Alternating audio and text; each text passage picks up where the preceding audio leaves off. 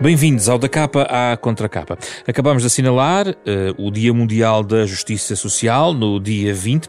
Estamos em plena presidência portuguesa da União Europeia e está na altura de trazermos este programa, por mão também da Pordata, um projeto da Fundação Francisco Manuel dos Santos, uma reflexão sobre a Agenda 2030 para o Desenvolvimento Sustentável, um projeto que vem de 2015, com os ODS, que são os Objetivos de Desenvolvimento Sustentável, são 17, que estão definidos em 5 eixos: o planeta, as pessoas, a prosperidade, a paz e as parcerias. Objetivos para 2030 que todo o mundo tem refletido. Chegou a hora de vermos como está Portugal, como estão os países da União Europeia, evoluir mais ou menos favoravelmente nestes indicadores, que a partir de agora também a Pordata, a partir de uma nova área de informação, passa a juntar no seu projeto em pordata.pt. São nossos convidados Jorge Moreira da Silva, diretor na organização, na OCDE, e também Ana Patrícia Fonseca, presidente da Plataforma Portuguesa das Organizações Não Governamentais de Desenvolvimento e que é também coordenadora da direção do Departamento de Educação para o Desenvolvimento da Fundação Fé e Cooperação, nesta conversa nos próximos 30 minutos.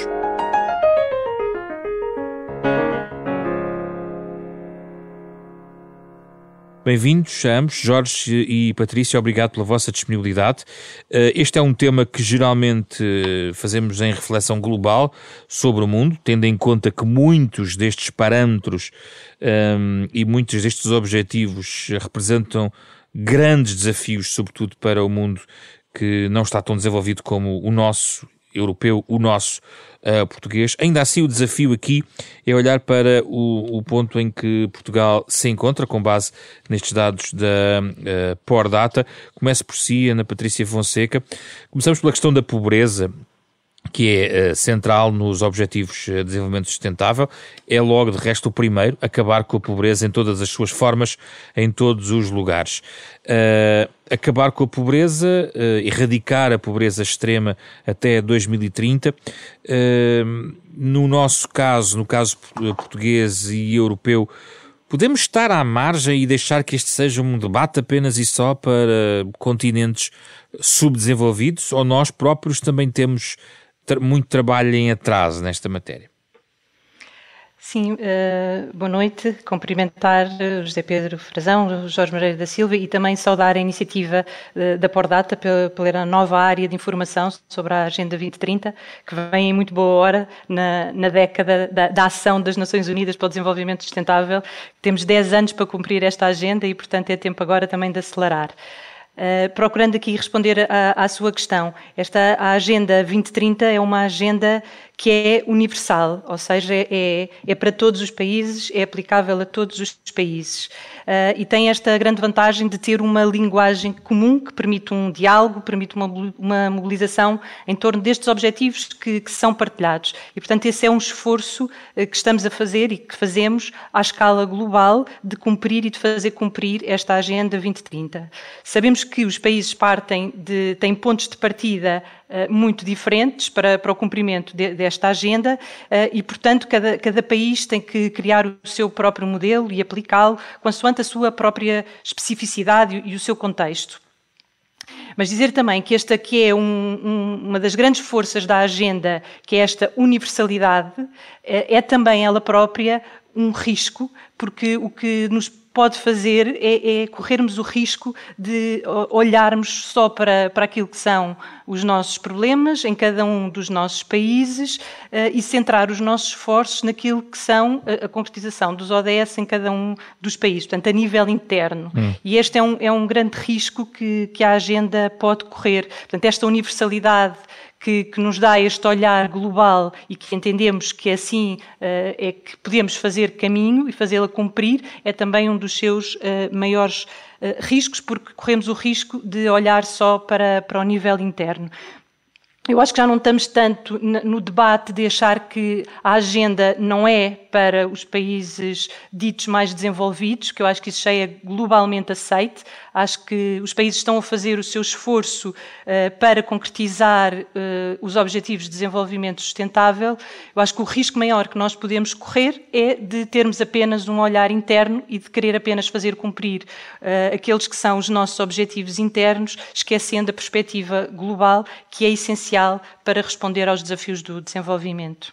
E em relação à pobreza em particular, por exemplo, se olharmos para o Bloco Europeu, estamos a falar claramente também do primeiro mundo. A verdade é que estamos a falar disso, não é, Ana Patrícia?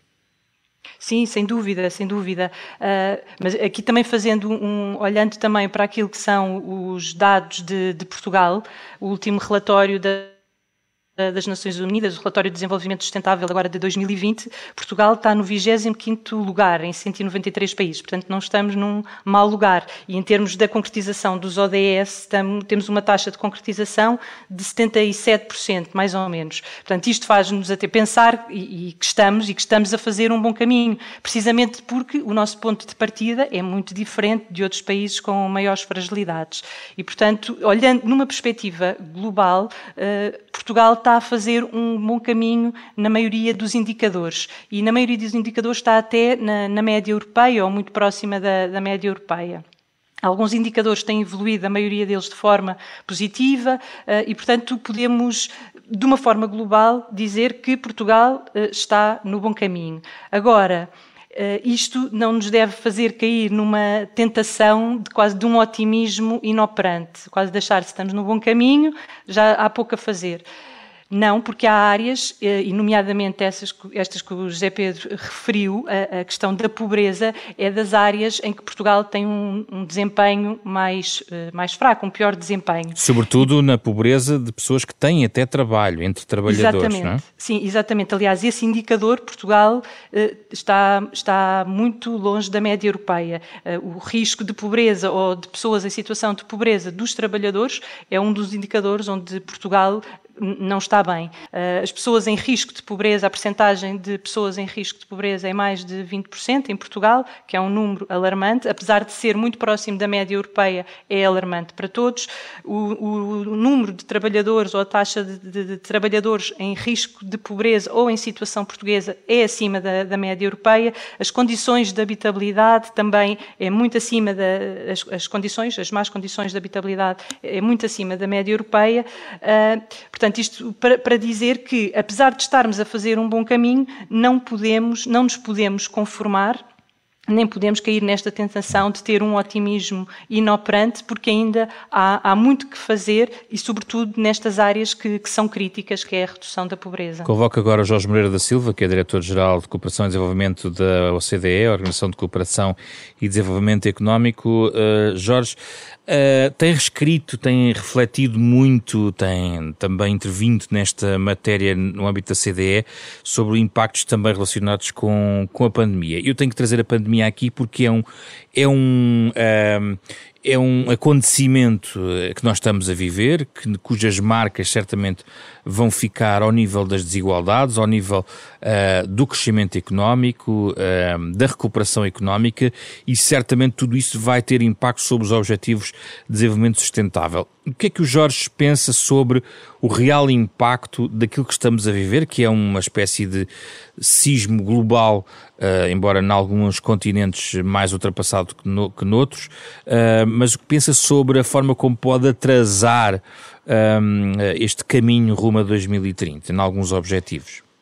Muito obrigado, Sr. Pedro Frazão. Eu quero também cumprimentar a Ana Patrícia Fonseca e começar por dizer que concordo integralmente com a posição que a Ana Patrícia trouxe, que é não há qualquer razão para sentimentos de conformismo ou de complacência, quer em Portugal, quer em qualquer outro país, relativamente aos ODS e à Agenda 2030.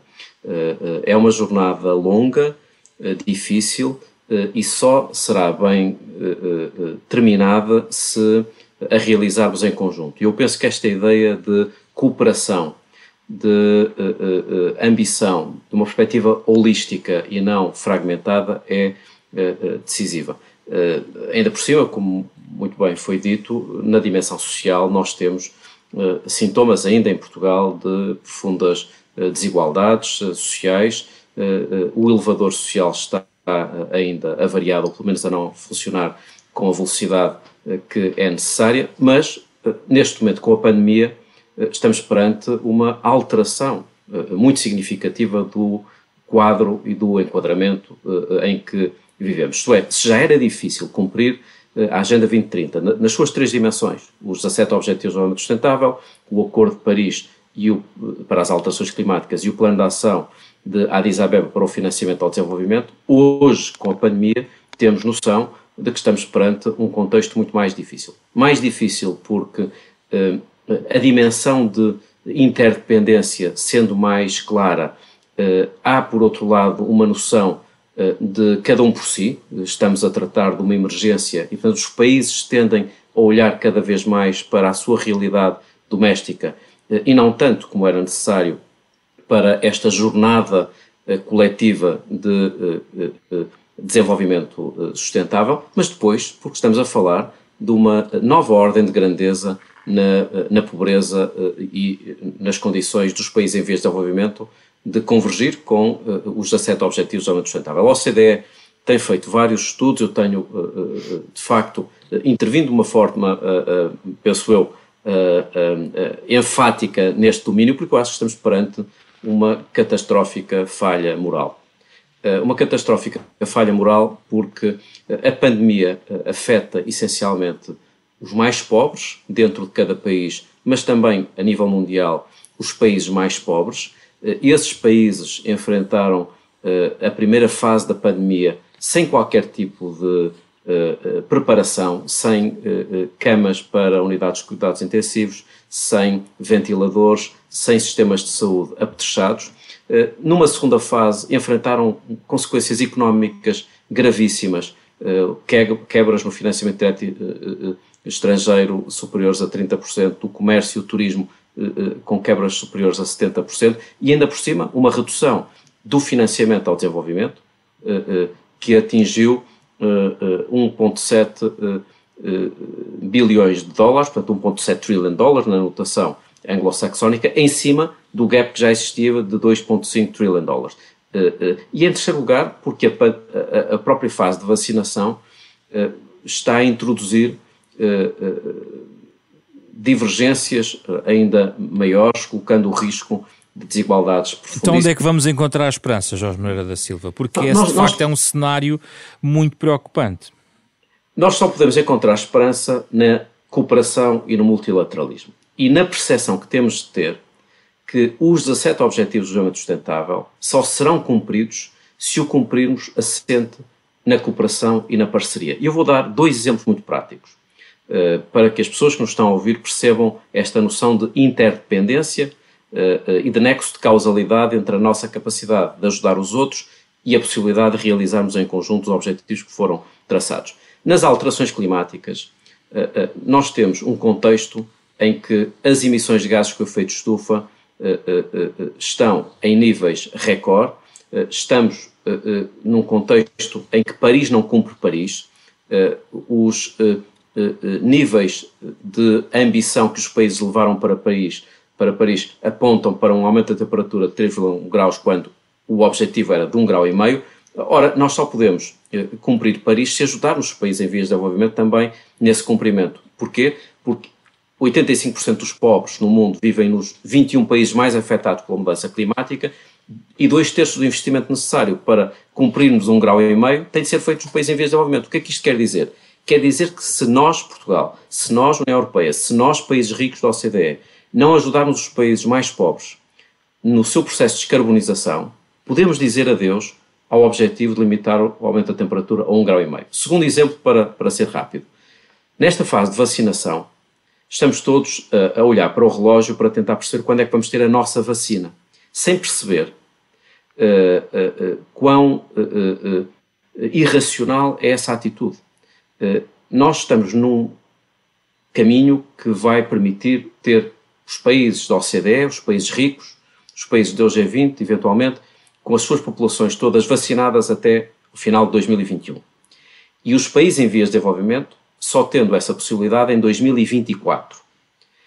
O que isso em termos práticos vai significar é que a pandemia vai continuar, porque o vírus continua a circular e a possibilidade de mutações e de variantes vai colocar um risco adicional sobre todos e não só sobre aqueles que não estão vacinados. E, em segundo lugar, do ponto de vista económico, é absolutamente irracional.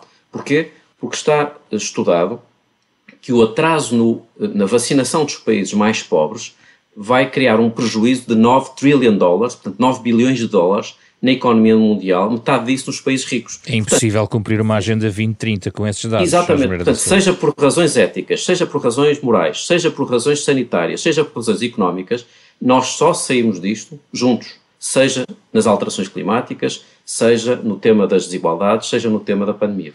Ana Patrícia Fonseca, a verdade é que a ajuda ao desenvolvimento também marca passo e também é um dos objetivos do desenvolvimento sustentável. Sim, e já marca passo já há algum tempo. E é certo no caso português também, não é? Sim, no caso português, sim, claramente. Portugal, é certo que Portugal não é dos maiores doadores da ajuda pública ao desenvolvimento, mas tem um papel muito particular, há um papel muito particular que a nossa cooperação tem desempenhado de grande proximidade com os países historicamente importantes para Portugal, e isso de facto também não pode ser desvalorizado. Agora, é verdade que nos últimos anos têm registado diminuições sucessivas nos fundos que são reportados às instituições internacionais, das quais Portugal faz parte e com as quais se comprometeu a canalizar 0,7% da sua riqueza para a ajuda pública ao desenvolvimento, e isso não acontece. Em Portugal, os últimos dados, os dados de 2019, revelam que Portugal apenas atingiu 0,17%, ou apenas doou 0,17% do rendimento nacional bruto. E, portanto, há aqui a ajuda pública ao desenvolvimento, do lado também de Portugal, está muito longe dos compromissos assumidos, e na plataforma portuguesa das ONGs temos apelado muito a que seja definida em Portugal uma calendarização para um aumento progressivo das verbas disponibilizadas em cada ano, para que seja possível atingir este objetivo até 2030 de canalizar 0,7%. Deixe-me incluir aqui a perspectiva europeia, Ana Patrícia, porque estamos na presidência portuguesa da União Europeia. A própria ajuda pública ao desenvolvimento na Europa a 27 é de 0,41% do rendimento nacional bruto. Jorge Moreira da Silva sublinhava a importância das instituições multilaterais e da parceria e da necessidade de sairmos todos juntos deste momento. E sei que a plataforma também está a monitorizar aquilo que pode ser feito ao nível da presidência portuguesa da União Europeia, olhando para a esfera europeia, digamos assim, e o papel de Portugal aí é relevante.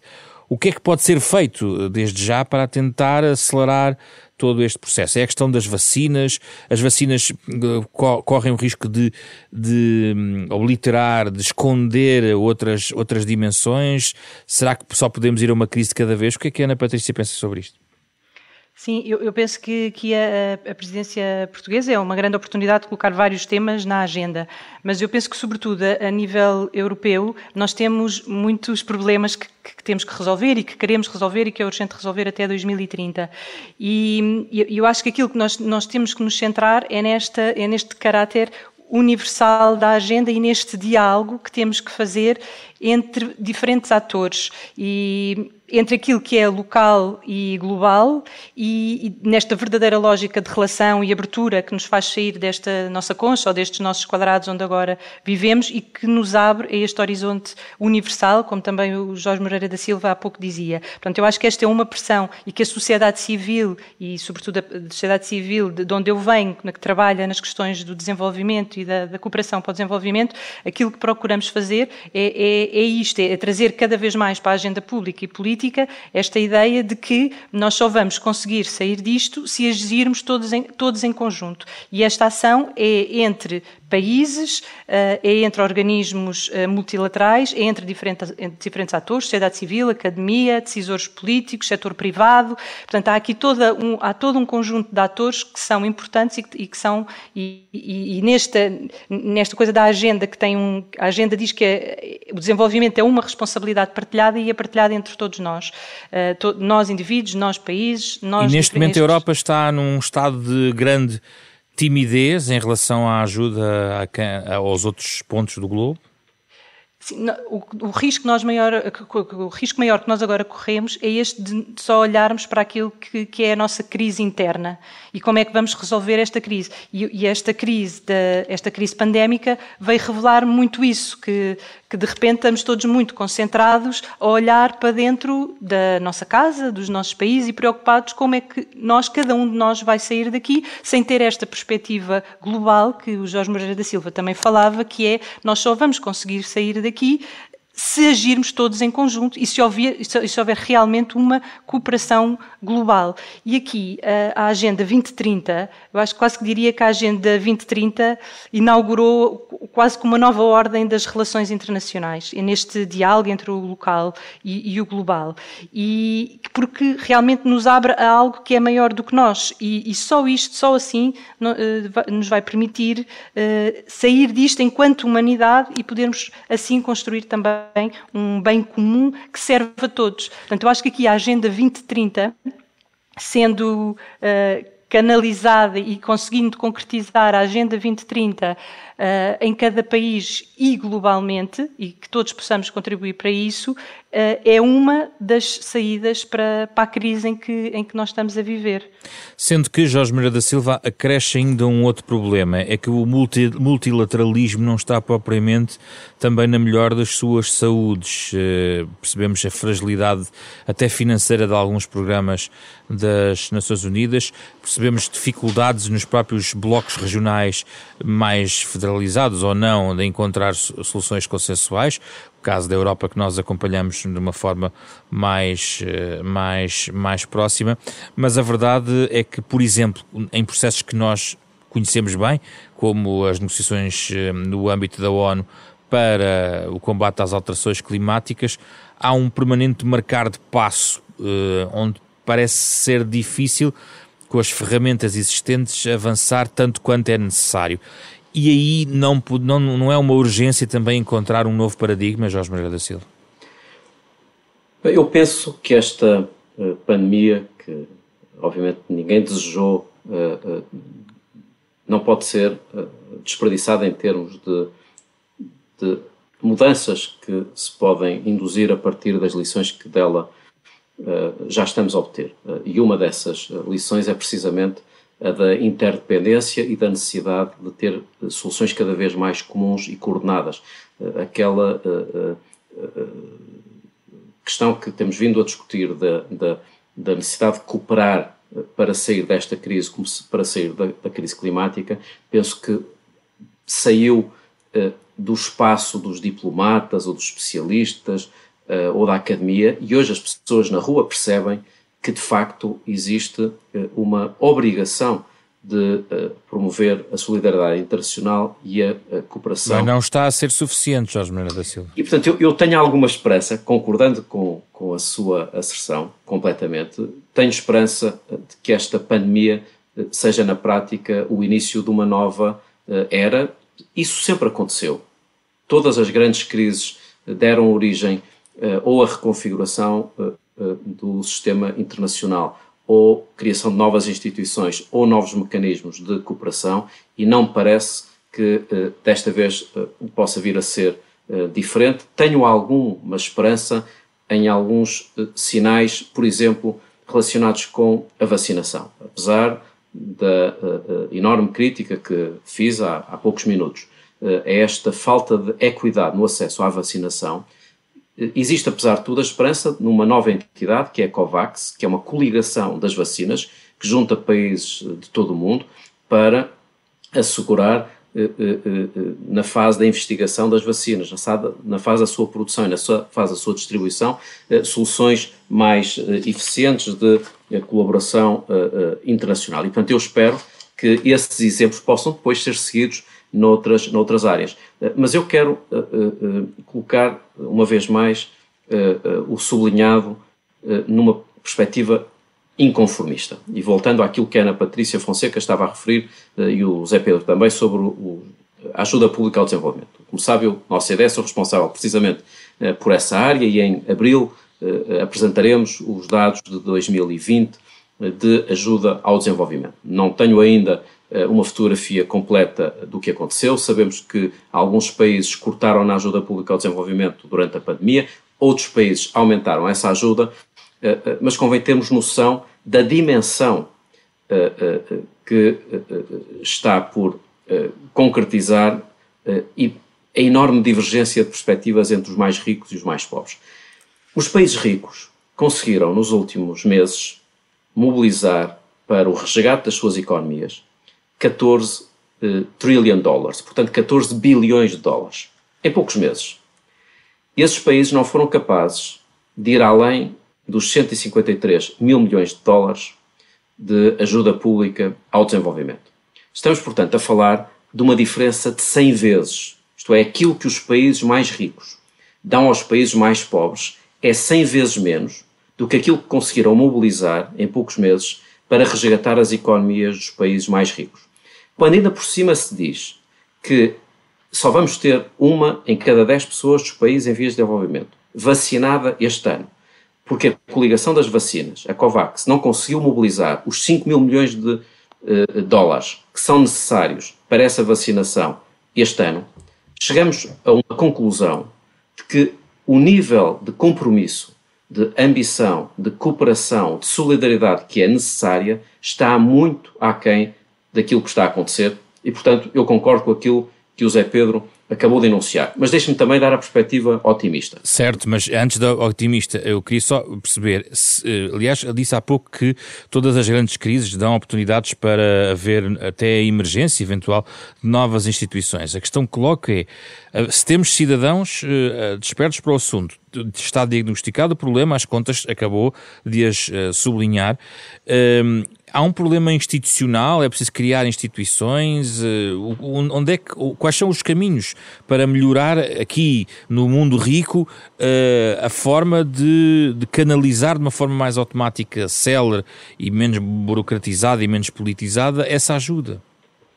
Eu tendo por base a minha experiência política e tendo estado sempre ou em atividades políticas ou em atividades em organizações internacionais, eu direi a solução passa pela política.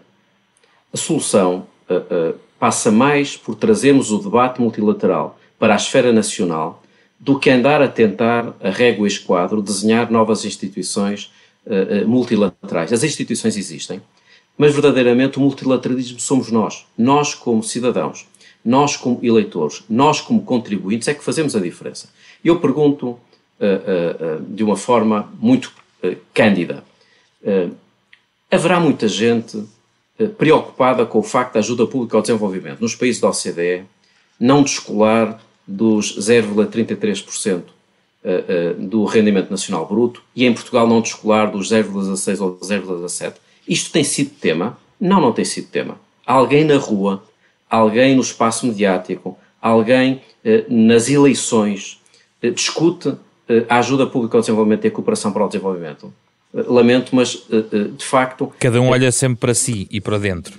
E, portanto, somos nós como cidadãos. Eu recuso-me a entrar num debate do multilateralismo dos especialistas e dos diplomatas das organizações internacionais e da política pública nacional que se ocupa apenas das questões de esfera nacional. O que é internacional é nacional e, portanto, é muito importante que nós, como cidadãos, sejamos cada vez mais exigentes com os governos, independentemente do país onde vivemos, e com os partidos e com as organizações da sociedade civil, para que políticas climáticas, políticas sociais, políticas de cooperação para o desenvolvimento não tenham aquele fenómeno de paralaxe, de erro de paralaxe, que é olharmos demasiado perto para os problemas sem perceber a perspectiva global. Jorge, já volto ao seu otimismo. Ana Patrícia Fonseca, em questões de sociedade civil, esta é também algo muito relevante ouvir a sua opinião. É possível fazer mais? As ONGs antigamente não estavam reunidas, hoje existe uma plataforma, existem redes europeias, mundiais de pressão da sociedade civil, mas Jorge Moreira da Silva pode ter aqui razão neste ponto. De facto, não estão despertas para esta realidade. Será a culpa dos cidadãos que não estão despertos? Ou a culpa até dos média que promovem um pouco esta discussão? O que é que pensa sobre isto? Sim, esta discussão é muito difícil trazer para o espaço mediático. Sobretudo, sentimos muito esta dificuldade, as organizações da sociedade civil, porque é muitas vezes uma discussão distante, não são problemas que acontecem aqui, ou pelo menos não temos conseguido passar esta mensagem de que tudo está interligado e que de facto o que acontece noutros países tem impactos aqui. Deixe-me só sublinhar que houve uma área onde talvez o primeiro mundo europeu, digamos assim, tenha olhado para alguns reflexos sobre o que se passava à sua volta, que foi o das migrações, mas mesmo assim marcou passo. Muitos instrumentos marcaram passo na matéria das migrações, por exemplo. Sim, e a União Europeia nessa matéria tem a questão securitária na União Europeia. Às tantas era falava muito mais alto do que realmente as questões humanitárias que estão por trás deste fenómeno migratório que a Europa assistiu nos últimos anos. E, portanto, até aí quase que temos um olhar para dentro na resolução das crises, um bocadinho egoísta. Mas dizia que este tema é realmente muito difícil de trazer para o espaço mediático, porque faz-nos olhar para um mundo que quase que parece distante.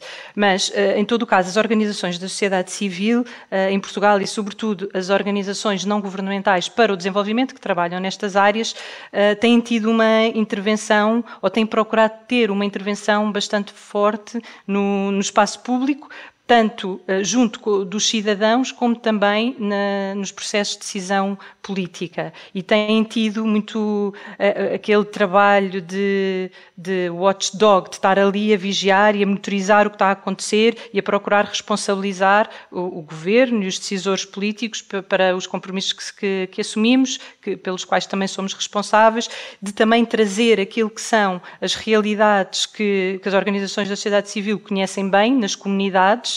Eu acho que esta é a nossa maior força, é que conhecemos muito bem, conseguimos pôr rostos nos problemas sobre os quais falamos e trazemos para a agenda política e, portanto, temos também feito este trabalho de trazer aquilo que são as expectativas das comunidades com quem trabalhamos para os processos de decisão e depois o contrário, não é? Fazer este movimento. E percebe nesse diálogo que vão mantendo com decisores, e nomeadamente também governos, Estados, os poderes políticos que vão gerindo a coisa pública e estes financiamentos, percebe o que é que trava a intervenção destes atores para que as coisas não avancem mais? O que é que eles relatam? Querem fazer, mas não podem? Não estão despertos? A pressão não é suficiente? O que é que se passa? Há desde logo questões financeiras que colocam muitos entraves. Em todo o caso, acho que aquilo que nós temos colocado é a tónica num diálogo, e neste diálogo que se faz entre sociedade civil, academia, setor privado, decisores políticos, neste diálogo onde as diferentes perspectivas se cruzam e aqui que conseguimos ir resolvendo as situações. É claro que isto não acontece de um dia para o outro, demora tempo, mas temos sentido que a sociedade civil tem estado cada vez mais atenta e mais interveniente, ainda que muitas vezes isso depois não se consiga traduzir no espaço mediático, mas este é outro espaço.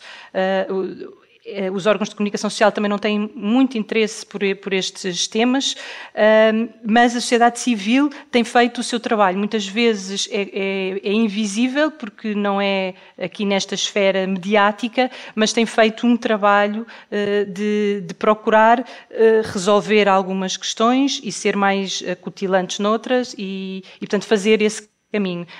E acho que temos procurado estar neste espaço público, trazendo aquilo que são as vozes que conhecemos bem das comunidades com quem trabalhamos. Deixe-me, antes de voltar ao Jorge Moreira da Silva, que vai-nos dar certamente aqui mais um dado de otimismo, que já estava a ser preparado na sua intervenção, só sublinhar que os ODS, que são 17, são conhecidos em termos públicos e há diversas fontes que os podem sistematizar, para quem não conhece, e lembrar que, de facto, facto também há impactos portugueses ao nível, por exemplo, da pobreza energética. Quando queremos garantir a todos o acesso a fontes de energia sustentáveis, não podemos deixar de olhar para, por exemplo, os portugueses. Portugal é o quarto país da União Europeia a 27, com maior proporção de população, não consegue manter uma casa adequadamente quente e 1 em 4 pessoas vivem em más condições de habitação. Portanto, não é apenas uma discussão que seja dos outros, é também, tem a ver com a nossa própria sociedade. Jorge, prepara aí mais uma dose de otimismo para antes das nossas sugestões, é isso? Bem, é difícil falar de otimismo depois daquilo que o Zé acaba de referir. São factos que a Pordata estão aqui também no site da Pordata, já agora.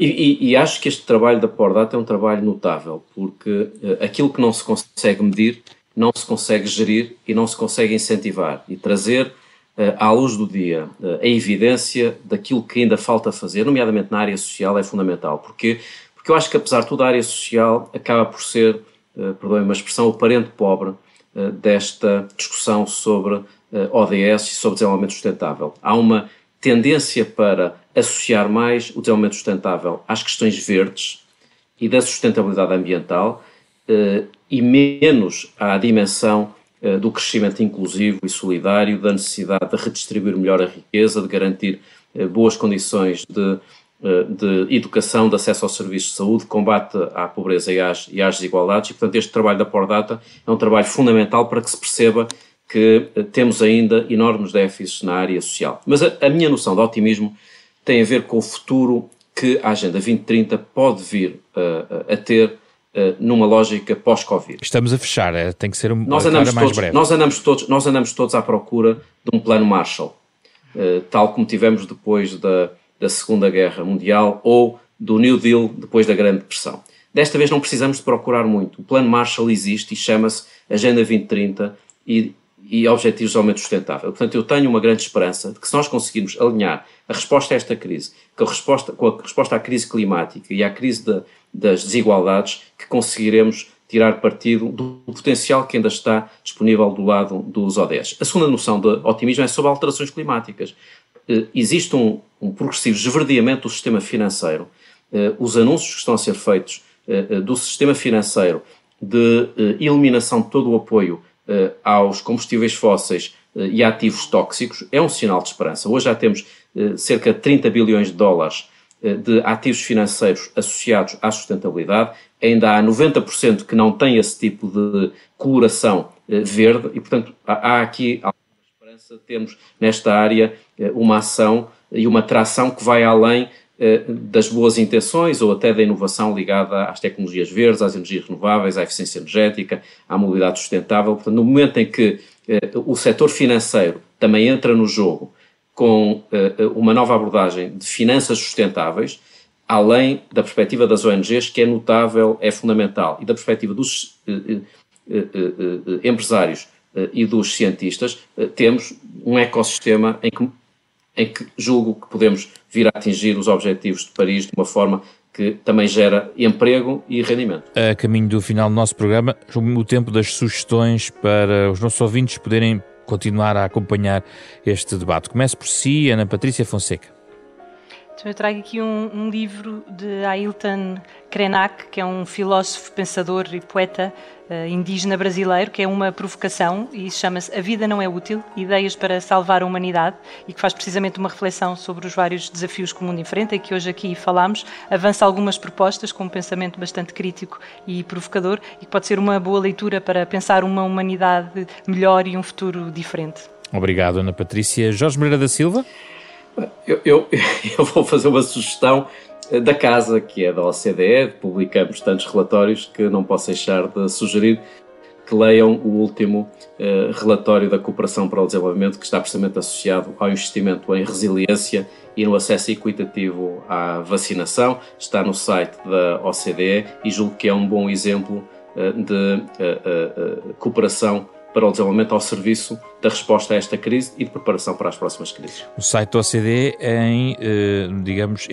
oscd.org. É oscd.org. Aí está o site onde podem consultar esta sugestão apresentada aqui por Jorge Moreira da Silva, Ana Patrícia Fonseca. Obrigado a ambos pela vossa participação neste Capa contra Capa, programa da Renascença em parceria com a Fundação Francisco Manuel dos Santos, para debater os grandes temas da atualidade, aqui com base no mais recente projeto da Pordata em torno da Agenda 2030 e dos Objetivos de Desenvolvimento Sustentável. O genérico original do programa é de Mário Lajinha, um programa disponível também na versão podcast integral para voltar a ouvir e transportar consigo para todo o lado nas plataformas digitais habituais. Fizeram este programa Carlos Vermelho, Ana Marta Domingos, André Peralta, José Pedro Frazão. Regressamos na próxima semana com outro tema.